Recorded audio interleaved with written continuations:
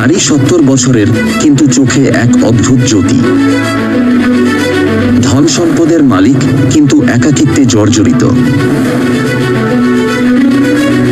আর একজন যুবক, মাত্র 20 বছর, জীবনের লড়াইয়ে ক্লান্ত। এক শপিং মলে হঠাৎ দেখা, শুরু হয় এক অদ্ভুত বন্ধন। বিয়ে হয়, সংবাদ মাধ্যম গর্জে ওঠে, সমাজ মুখ ঘুরিয়ে নেয়। আরেক সকালে মৃত। তদন্তে নামে 3 শক্তি, পুলিশ, সাংবাদিক, আর এক কিংবদন্তি নাম শার্লক হোমস। ভালোবাসা থেকে শুরু, কিন্তু শেষ কোথায়? 3 তদন্ত, 1 সত্য। শুরু হচ্ছে সত্যের অনুসন্ধান।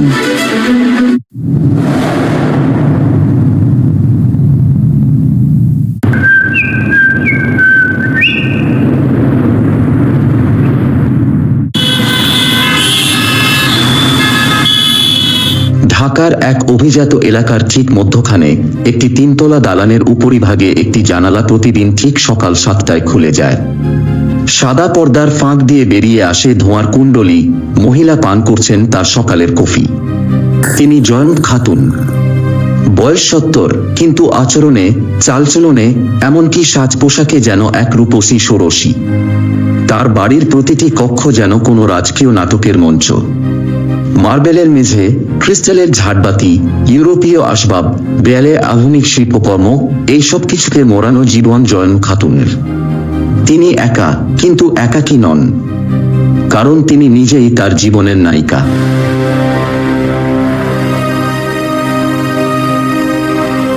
জয়ন্ত খাতুন নিয়মিত একটি নির্দিষ্ট শপিং মলে যেতেন। অনেকেই ভাবত তিনি বোধ হয় কোনো প্রয়োজনীয় জিনিস কিনতে যান, কিন্তু আসলে তার চোখে ছিল একটাই আকর্ষণ, একজন 25 বছর বয়সী সেলসম্যান, যার নাম আকাশ।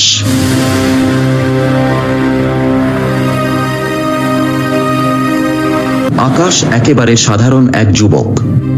টানা 6 ঘন্টা দাঁড়িয়ে থেকে বিক্রি করেন জামাকাপড়। মুখে সারল্য, চোখে ক্লান্তি। তার হাতে লেগে আছে সংসারের অভাব অন্টনের গন্ধ। সে জানে জীবন মানে যুদ্ধ। জয়ন্ত খাতুন তাকে প্রথম দেখেই যেন মুগ্ধ হয়ে যান। তার ঠোঁটের লিপস্টিক তখন হালকা গোলাপি, নখে নীল রঙের নেইল পলিশ। তার চোখে সেই একই চমক, যেটা হয়তো কোনো উঠতি মডেলের। আকাশ কাঁচুমাচু করে হাসে।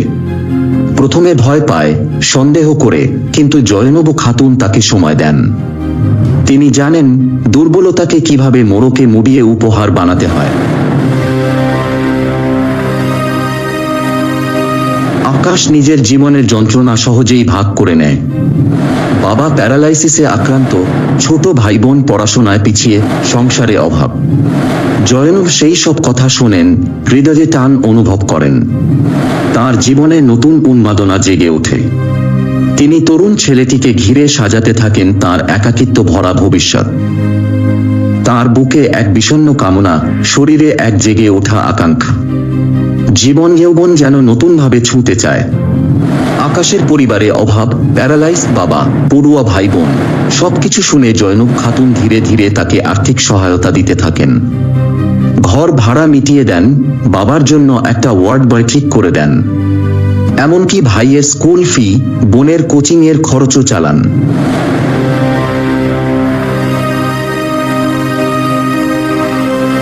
আকাশকে বারবার দাওয়াত দেন তার বাসায়। ছেলেটি প্রথমে সংকোচ করে, পরে ধীরে ধীরে সাড়া দেয়। তাদের সম্পর্ক ধীরে ধীরে অন্য মাত্রা নেয়, স্নেহ, নির্ভরতা আর শরীরের এক অভিব্যক্তিময় সংলাপ। বয়সের ব্যবধান ধীরে ধীরে গলে যায় শরীরী উষ্ণতায়। বৃদ্ধার কণ্ঠে লুকিয়ে থাকে কিশোরী উল্লাস, আকাশের চোখে নতুন আলো।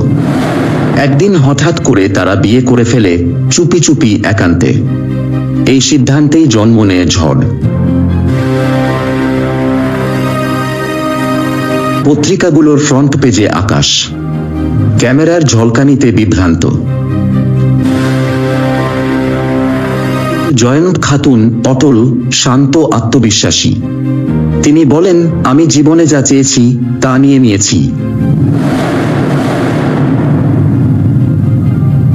বিয়ের খবর ছড়িয়ে পড়ে মিডিয়ায়। প্রথম পৃষ্ঠায় 70 বছরের ধনকুবেরের সাথে 25 বছরের ছেলের প্রেম, উপহাস, অবজ্ঞা, চাঞ্চল্য। সাংবাদিকেরা তাদের প্রেমকে বলে স্বার্থপর চুক্তি, অনেকে বলে অভিশপ্ত প্রেম। আকাশের ছবি, পরিবার, ব্যক্তিগত জীবন মিডিয়ায় উলঙ্গ করে তোলা হয়। জয়নব খাতুন হয় বিতর্কের কেন্দ্রবিন্দু। তার হাসি ফিকে হয়ে যায়, কিন্তু চোখে থাকে অটল ভালোবাসা। তাদের একত্র জীবন সাধারণ অথচ অস্বাভাবিক। বয়সের ফারাকে হয়তো ছায়া পড়ে, কিন্তু রাতের গা নীরবতায় তারা একে অপরকে খুঁজে পায় নতুন করে। হঠাৎ এক সকালে জয়নবের নিথর দেহ পাওয়া যায় বিছানায়। নিঃশ্বাস নেই, হৃদস্পন্দন নেই। চারদিক চুপসে যায়। তাৎক্ষণিক সন্দেহের চোখ যায় আকাশের দিকে। সম্পত্তির লোভে হত্যা, মিডিয়া আবার তেতে ওঠে। পুলিশ তাকে গ্রেপ্তার করে। পুলিশ তদন্ত করে একের পর এক যুক্তি সাজায়। আকাশ ছিল শেষ রাতে বাড়িতে, ঘরের দরজা বন্ধ, জয়নবের শরীরে ইনসুলিনের মাত্রা অতিরিক্ত। তদন্তে চলে আসে রাইসা, জয়নবের ভাগ্নি। সে দাবি করে আকাশ সম্পত্তি হাতানোর জন্যই এই সম্পর্ক গড়ে তোলে।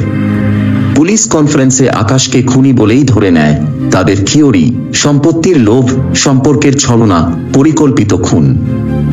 মিডিয়াও সেই পথ ধরে, কখনো সন্দেহ করে আকাশকে, আবার কিছু রিপোর্টার তুলে ধরে অন্য সম্ভাবনা।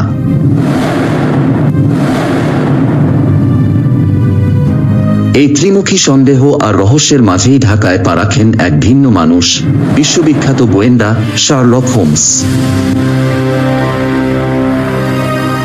সময়ের গণ্ডি পেরিয়ে, যুক্তি আর অনুসন্ধানের ছায়ায় এবার তিনি হাজির ঢাকার রাস্তায়। কৌতূহলই তার হাতিয়ার। আরম্ভ হলো এক নিখুঁত অনুসন্ধানের পথ চলা।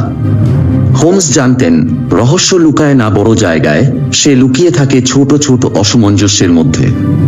তিনি শুরু করলেন তার অনুসন্ধান, নিঃশব্দে, নিস্পৃহে। প্রথম চিহ্ন, ঘড়ির কাঁটা। মৃত্যু রাত 12টার সময়, অথচ ঘড়ি থেমে আছে 2টায়। মিনিট ও সেকেন্ড দুটিই মিলছে না। হোমসের চোখে এটা নিছক সময়ের গণ্ডগোল নয়, এটি ইচ্ছাকৃত প্রতিস্থাপন। এরপর তিনি দেখতে পান ইনসুলিন ইনজেকশন। ডায়াবেটিক রোগীদের প্রতিদিনের সাথী এটি। কিন্তু এখানে কিছু অস্বাভাবিক। জয়নবের শরীরে পাওয়া গেছে মাত্রাতিরিক্ত ইনসুলিন, যা চিকিৎসা বিজ্ঞান অনুযায়ী প্রাণঘাতী। ইনজেকশন বোতল আর সিরিঞ্জ, যার গায়ে নেই আকাশের কোনো ছোঁয়া। কিন্তু রয়েছে অন্য এক নারীর স্পর্শের অস্পষ্ট আভাস। হোমস নোট করে নিলেন, এই আঙুলের ছাপ পরীক্ষা করা দরকার। সিসিটিভি ছিল এক নীরব সাক্ষী। মধ্যরাতের নিস্তব্ধতায় ভেসে আসে হাই হিলের শব্দ। না, এটা জয়নবের নয়।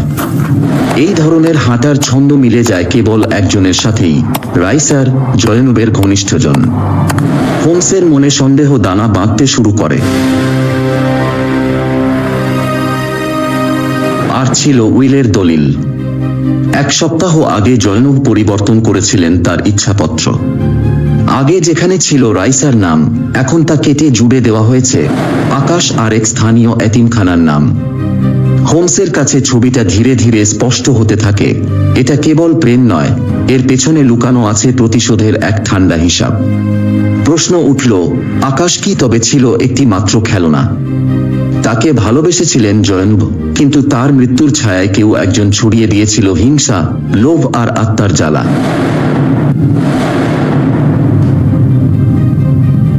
যখন সাংবাদিকরা হেডলাইন ছাপে, স্বামীর হাতে স্ত্রীর মৃত্যু, যখন পুলিশ তাদের কনফারেন্স রুমে আকাশকেই খুনি মনে করে, তখন একাই এগিয়ে চলে একজন, শার্লক হোমস। হোমস তার সংগৃহীত প্রমাণগুলো একে একে সাজাতে শুরু করলেন। ফরেনসিক রিপোর্টে ইনজেকশন বোতল ও সিরিঞ্জে পাওয়া আঙুলের ছাপ রাইসার সাথে মিলে গেল। সিসিটিভির ফুটেজ, ঘড়ির অসঙ্গতি এবং উইলের পরিবর্তন, সবকিছুই একটি নির্দিষ্ট দিকে ইঙ্গিত করছিল। তার যুক্তিগুলো কাঁপিয়ে তোলে তদন্তের মঞ্চ। হোমস প্রমাণ করলেন, আকাশ নয়, খুনি রাইসা। জয়নবের নতুন উইলের কথা জানার পর রাইসা প্রতিহিংসাপরায়ণ হয়ে ওঠে। সে জানত জয়নবের ডায়াবেটিস আছে এবং কিভাবে ইনসুলিন ব্যবহার করা হয়। সঠিক সময়ে সঠিক মাত্রার চেয়ে বেশি ইনসুলিন প্রয়োগ করে সে জয়নবকে হত্যা করে। ঘড়িটি ইচ্ছে করে ভুল সময়ে থামানো হয়েছিল যাতে হত্যার সময় নিয়ে বিভ্রান্তি সৃষ্টি হয়। আকাশ ছিলেন বিভ্রান্ত কিন্তু নির্দোষ। মৃত্যু এসেছিল ভেতর থেকে, not by force or by betrayal. রহস্য কখনো চাপা থাকে না, শুধু সময় চায় একজন শার্লক হোমস যিনি শব্দের নিচে শুনতে পান নীরবতার আর্তনাদ। পুলিশ রাইসাকে গ্রেপ্তার করে। আকাশ শুধু ভালোবেসেছিল, আর বিনিময়ে পেয়েছিল অপবাদ, অপমান, আর এক নিঃসঙ্গ বিদায়। তবুও আজ যখন সত্যি উন্মোচিত, আকাশ দাঁড়িয়ে থাকে নীরবে, প্রেমের, বিশ্বাসের আর প্রতিশোধের সাক্ষী হয়ে।